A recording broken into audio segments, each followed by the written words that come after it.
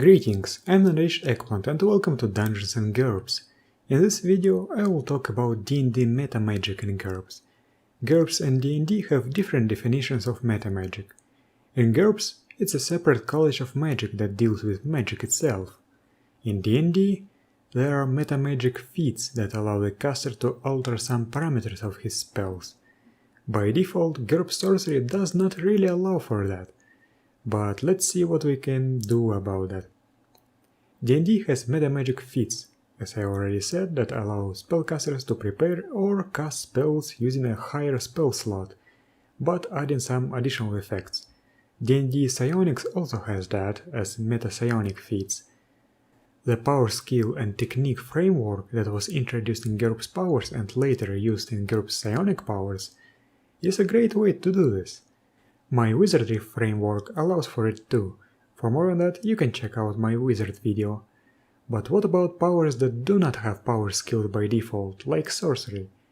Power techniques are based on temporary enhancements that can be found on page 172 of GURPS powers and sometimes on using abilities at default, that's the next page.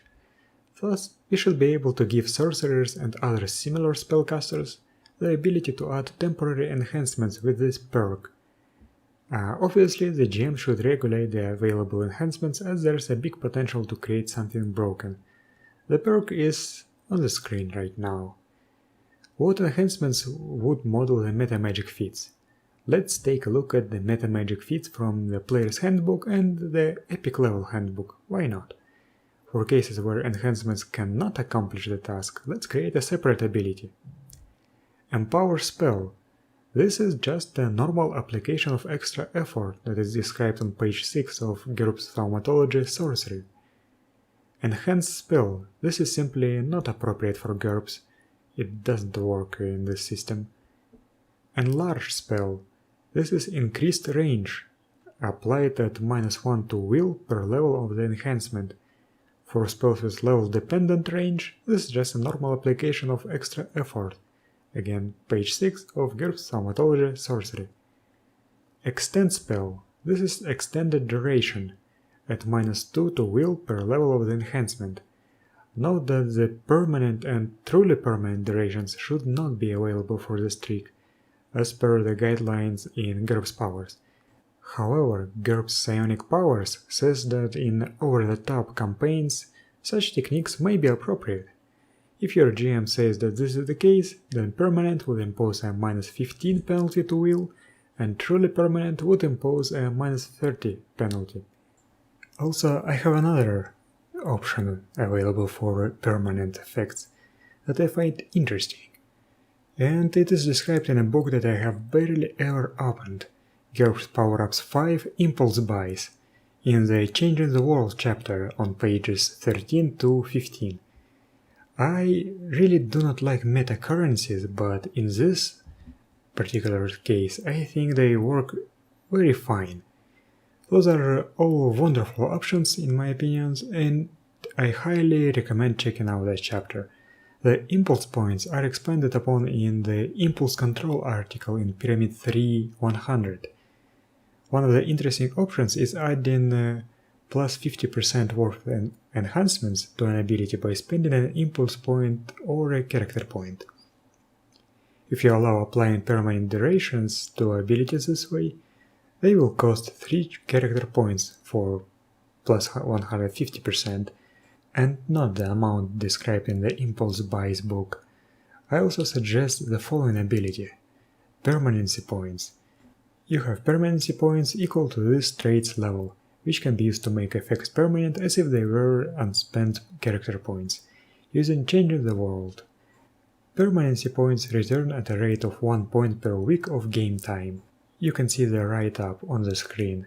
I think this is a good way to deal with permanent effects without making them extremely expensive or require them to take extreme penalties. Heighten Spell. This is not appropriate for GURPS because there are no spell levels. However, I would represent this as the Rule of 17 perk from page 20 of GURPS Power-Ups 2 perks.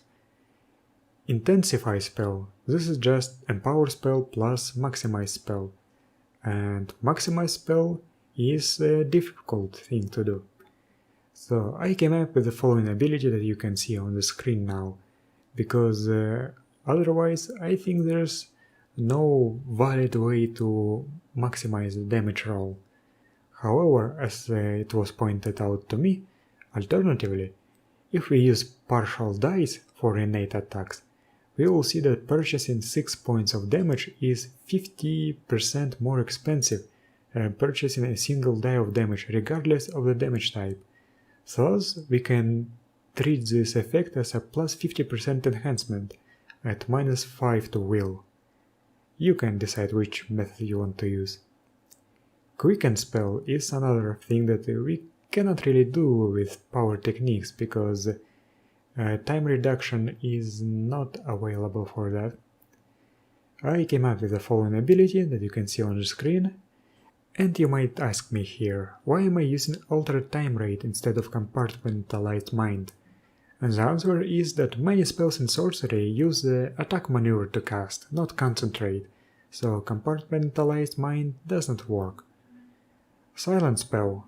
This only makes sense if the spell has forced incantation requirement, such as imposed by the requires magic words -10% limitation. In that case, this requirement can be removed by removing this limitation at -1 to will. The same thing can be said about Still spell, but applied to gestures instead.